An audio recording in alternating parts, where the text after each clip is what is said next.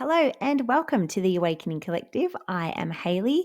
It is wonderful to have you here and welcome if this is your first time listening to the podcast. Today we have a great one. We are talking about the sacral chakra. We are talking about that womb center and awakening that inner goddess and what that sacral chakra has to do and why it is so important to our intuition.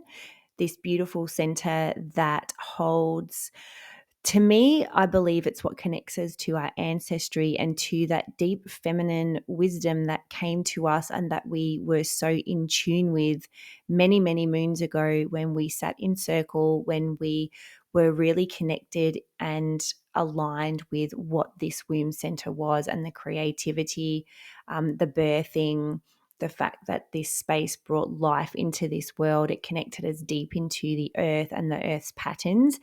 And so it's a very spiritual center. I think this is probably the most spiritual center, to be honest. You know, I've talked about this before, how we always go on about, when people are telling you to connect into your intuition and they keep saying the third eye, the third eye, the third eye. I do honestly believe that it is these lower centers that are going to help us a lot more. In with that, we've talked about the solar plexus center before, that center of intuition as well, and standing in your personal power and your belief in your value and your worth. And I believe that this chakra as well, connecting into this divine feminine wisdom, is also very, very important for that intuition and connection into, like I just said, the ancient wisdom that we have. So a couple of weeks ago, I talked about common blocks that we have around our intuition, four of the most common things that sort of get in our way. And one of those things was spiritual blocks. And when I talk about spiritual blocks, I'm talking about past lives. I'm talking about past life trauma, karmic loops and beliefs that we are stuck in, and really allowing ourselves to clear those out of the way to help us clear those fields so that we can bring in more information and connect more into the gifts that we have. So I think there's a lot of spiritual blocks around this sacred center, and we're going to talk about those in a minute. But just quickly, this center, this sacral chakra, connects us into creativity and sensuality, and obviously birthing, not just in the physical sense of creating a portal for life, but also creating that birthing of ideas and of creative endeavors. It's a very, very important space. And we need to remember that both men and women have this space, and both women and men have trauma in this space. We're at a really important time now where we have been completely feminine at one point and been very, very in flow and very, very into connecting with the earth and connecting with that divine feminine. And we've moved into a complete time of patriarchy where we all know how opposite we've been on that side, and now we're trying to get to a space where that is coming into balance, but it cannot come into balance on the outside until we are all balanced on the inside. It is that balancing within. I'm not a Bible person, but the one thing that I have heard from the Bible that I completely agree with is as within, so without. And we need to be balancing these things within us before we see that change in the physical reality on the outside. So really balancing and healing this feminine energy is going to help us bring that into balance. So we've got a lot of work to be done on this chakra, for both men and women. But I think mostly women are here to really tap into this center. And I think a lot of men are here because they are balancing out karma in a different way. So I think that as women, we are here to heal that center within ourselves. So make sure that we're doing the trauma work within that, while most men are doing their healing work by balancing out their own karma. So most men, I mean, if you've done any past life experiences, if you've tapped into that, you will know that you have had lifetimes where you were male. And it's the same, obviously, with men in this world right now. They have had lifetimes where they were female and experienced the opposite side, and now they're balancing out their karma in that way. So we are all doing our work in different ways, and it can be very hard when we are stuck in this tunnel vision of being a human to be able to step back and see everything from a more spiritual perspective. But we are all doing our healing in different ways, and balancing out that karma in different ways, releasing in different ways. So we've also, the other thing that I want to touch on is that we have created a lot of trauma and ill health in this center. So we, are in a time where periods are very painful, where everyone's getting different diagnoses on things that are going on in their womb center. We have a lot of, and I'm sorry to trigger anyone, we have a lot of miscarriages. We have a lot of people who are unable to conceive, and all of this comes from different traumas that we've experienced. And I'm not saying it's just that. And if we just heal the spiritual side, that everything's going to be okay. I see modern medicine, for want of a better expression, and spiritual healing as, spiritual healing is the feminine, modern medicine as the masculine. And I do believe that these two can marry together, because I also do believe that in the world that we live in, there are a lot of things that we consume, a lot of things on sort of a more physical level that contribute to ill health. And so we have to be aware of all of those. But, periods aren't supposed to be painful. When I've tapped into this center and I've asked for information on this, it's not meant to be like this. And, again, I apologize to anybody who has been brought up in religious backgrounds, but this whole belief that the reason women have horrible periods is because, Eve did whatever she did is no. And I think buying into that just adds to, it's just another way of putting shame onto women and putting shame onto a center that is actually the creator of life. And I'm not saying that, men are obviously very important in that too. But, we are the portal. And I think that kind of narrative, again, is just, like I just said, just another way of shaming and making us embarrassed about being a woman, ashamed of being a woman, and ashamed of that space to dampen that. But yeah, periods were not supposed to be painful. Then this womb space isn't supposed to be a point of, like I said, shame or anger or frustration, which is what it's become, which I'm going to talk about in a minute. But just going into another thing that came through to me while I was preparing this podcast, that my guides were sort of saying, yeah, mention it, just drop the seed. Is that if you look into a lot of ancient texts, because a lot of period,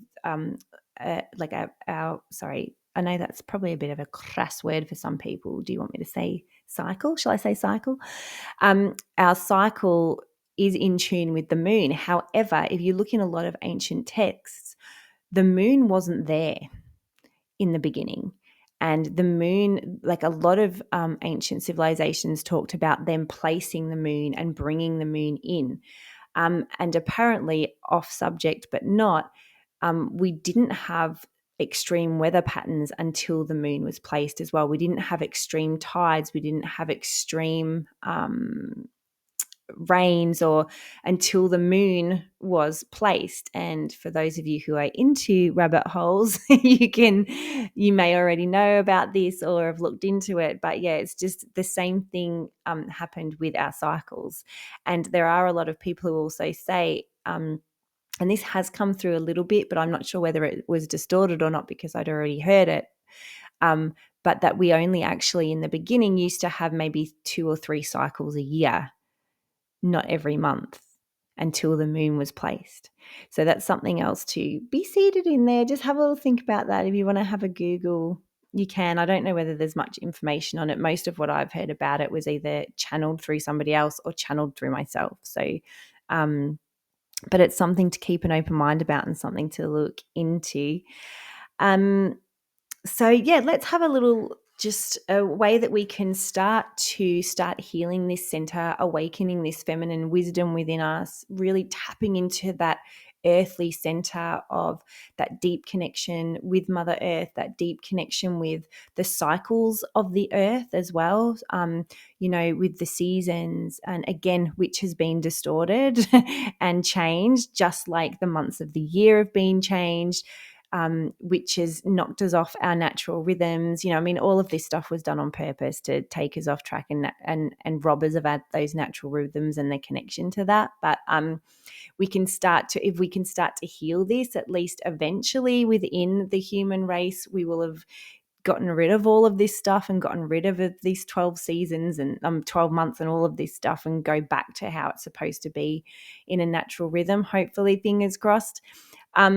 So yeah, like getting back into the natural time, because we're not supposed to have daylight savings times there for a reason, but we've been distorted in so many ways. So the more that we can start to tap back into our womb center and start harnessing in more natural rhythms, clearing this space to tap more into our intuition, the better off we're all going to be eventually. So let's have a look at these things that you can start looking at to heal this space. So the first is just this lifetime stuff around beliefs around menstrual cycles. And it's become, anytime you talk to, I'm going to say 99% of women around their cycle, it's, oh, cycle, I can't wait to get rid of it. I can't wait to, go through menopause and not have it anymore. It's such an inconvenience. There's so much negativity around it because we have lost our deep connection to the miracle that we provide, the portal that we provide. Like, we just have absolutely no respect for it anymore. And that is one thing that really dampens that, the lack of respect that we have for the center, the lack of respect that we have for the creativity we have within us, because in our modern life, it's become inconvenient to get your cycle because maybe you wanted to go swimming, or maybe you had a hot date and then you got it, or, it's just become this real inconvenience and pain in the ass, excuse my French, rather than it being something that we are deeply connected to on a spiritual level. So there's a lot of anger, there's a lot of frustration around it, and like I said, a lot of disrespect. There's also a lot of victimhood around it. Those of you who've listened to these podcasts before, you've heard me mention that victimhood is my go-to identity when something happens and something goes wrong. And I have a lot of victimhood around, or have had a lot of victimhood around my cycle, and the fact that, it's not fair and why do I have to be a girl? How many women have you said, oh, next time I'm coming back as a man so I don't have to deal with this crap? Like, just that's like absolute lack of respect. And this is no judgment on anyone. Like, we all do it. We've all been there. Just, making aware of how that mentality and that talk and those beliefs really harm this center. The victimhood and of dropping into, oh, well, I can sit and feel sorry for myself because I have my period now, and, it's my excuse to eat 10 ton of chocolate. Well, I'm allowed to eat chocolate and I can harm my body even more by eating crappy food because I'm allowed to feel sorry for myself because I have my period, kind of thing. And so it's just all of those beliefs that we really need to start having a look at, and having a look at where they came from and why they're there, and just start really gaining, like I said, more respect for that space. And it can be hard when there is trauma there.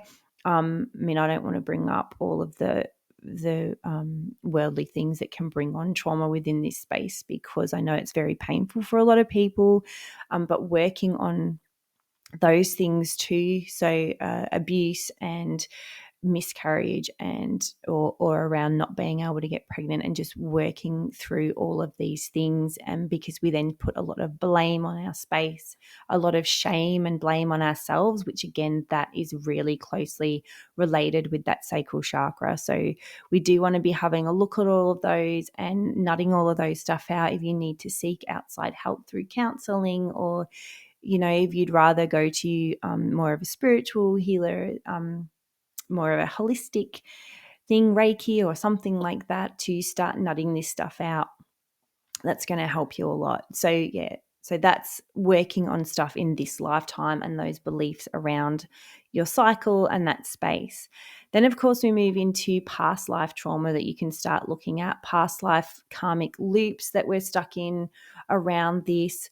And also the looking back at all those times when, when we did start living in more of a patriarchal way, and just the fact that, if you had your cycle and you were a bit moody, then all of a sudden it was hysteria and your husband was allowed to put you in a mental institution because of that. I mean, we've got all of these little things that came along with the patriarchy and around the cycle, and just that whole thing of, that we were basically just baby makers, and we were, with the dowry, we were basically paid to marry somebody who needed an heir. And that's basically what all marriage was for a lot of people, was, can you, are you young enough to provide me with an heir? And that's what we were used for. And so there's also past life trauma around that kind of thing. And as well as a million other things that we could come up with, but really looking into those past life traumas around that, and healing and collapsing those, and looking into those will help to start clearing out that space. And then, like I said, there's just that shame, the embarrassment, and the suppression of the female voice too. And like I said, we don't want to sit in this space and make it an argument. We don't want to be in polarity and duality over men versus women. And like I said in the beginning, remember that a lot of men who we hear who may be a little bit more in that patriarchy, it's because they're probably balancing out karma and have their own loops that they're needing to collapse, are on the other side. So I don't want to be saying this to make it, all men are this and all men are that. Let's step back and look at it from a greater perspective, from a spiritual perspective, from a bigger picture view, so that we're not getting into duality about one's right and one's wrong. That's not what this is about. But we did and have had for such a long time that suppression of the female voice, and the sacral chakra, that throat chakra, are very closely related when it comes to expression, because we have that creativity in the womb space, and we need to express that, which is in line with that throat chakra, that dimensional frequency. And so any thing in this life that's happened around voice suppression, 9 times out of 10, you're going to find that it's actually a real deep-seated, probably both ancestral and karmic thing that this is about. So it won't have just happened in this lifetime. And so just working on this lifetime is not really something that I think that is going to help us. Like, we have to go back further. So yeah, that suppression, I mean, even just the fact that, it wasn't that long ago that women couldn't vote or go to university or even have an opinion on politics, or have an opinion on anything. We just used to have to, women, I shouldn't say we, like women in general, because again, a lot of men who are living right now were there as women too. We weren't allowed to, we had to stand next to our husband and just smile, and weren't really allowed to participate in conversation. And we just had to play the pianoforte and do our cross stitch, whatever it was that we used to sit and do. And some of you may still love that, and that's amazing. But it's just around that suppression of, just stand there and smile and be a good doting wife and have no opinions. And I've done past life work on times when I did stand up and have an opinion on what my husband should be doing within politics or within the business that he had, and it got me into a lot of trouble. Didn't end well for me in any of those occasions. So we do have a lot of that trauma around suppression of our voice, which then, like I said, really impacts that sacral chakra too. So there are a few things that you can start working on. So the beliefs just in this lifetime, and start there. If I would be starting there for now, so that we can start actually turning around our beliefs and our thoughts and the way that our self-talk around our cycles. So there's that, and then going into past life womb trauma, and then also that suppression, looking into past life suppression and just shame in general. I mean, going into this lifetime, I mean, obviously we can't do a show of hands, but how many of us were in year 9, year 10, and we got some on our skirt, on our school dress, and had to quickly tie, a jumper around our waist and run to the bathroom and stand there for 20 minutes trying to get it off with dodgy toilet paper and water, like it's, we had these embarrassing moments, which made it, which then brings shame. So, we do need to be looking into all of that stuff. So, the one thing they wanted me to share as well, that as I was preparing for this, that came in, is that just so that you can be aware, and if you start tapping in and this is sort of the stuff that you start seeing and coming up for you, is that back in the day, and I'm talking like centuries, like tribal times, we would have what was called, well, I'm dubbing it a menstruation tent, because I'm sure that there's some, beautifully sounded tribal word that I don't know. But this tent used to be, if you started your cycle, and like I said, it was only a few times a year, it wasn't all the time, you would, once you started your cycle, you would go into this tent with the other women who were on their cycle, and there would be a way of releasing, and you would be looked after in this tent. Like the women who weren't on their cycle would come bring you water, come bring you food, come do rituals, and I just see, and if you are if you do have your intuition switched on and you want to tap into what is in my mind right now so that you can see what I'm talking about, please feel free to do so. But they used the other women who weren't on their cycle at that time, which from what I gather was more the elders who had stopped because of it being a tribal thing. Most got theirs at the same time, as we do, we all go in sync. And so it would more be the elders that then came in to look after and do ritual with the women who were, in this tent, or, building, however it looked, whether it was, they're not 100% showing me exactly what it was made of, but it was this space. But this was also the space where they would prepare women who were wanting to have babies, who had maybe just been had the ritual where they were assigned. They don't want to say married, they want to say like assigned to a certain partner, and then so they would go into this tent to do blessings and rituals around conception, like so preparing the womb space in a spiritual sense, in an energetic sense, with, like I said, initiation and ceremony, just so beautiful and so respectful of the portal. And they always want to keep dropping in the word portal because that's basically what it is. So that, and then when people were birthing, they would go into this space also. And again, it would be a very feminine, and nearly everybody would be there, like I'm seeing a lot of elders though that would be in this space, not necessarily like the young kids obviously, but, and again, it would be very ceremonial, very energetic, a lot of